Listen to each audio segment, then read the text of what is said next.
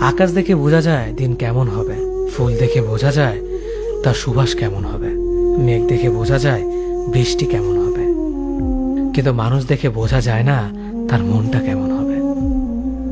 একজন মানুষকে দেখে যতটা খুশি মনে হয় তাকে ততটা খুশি ভেবো না, কারণ খুব হাসি খুশি থাকা মানুষগুলোর ভেতরে খুব চাপা কষ্ট থাকে। কষ্ট তো তখনই হয় যখন কেউ অনেকটা কাছে এসে আবার দূরে চলে যায়। কাউকে বিশ্বাস করলে ঠকতে হবে, এটাই দুনিয়ার নিয়ম। আর এটা জানার পরেও আমরা বিশ্বাস করি আর অসংখ্য বার ঠকি।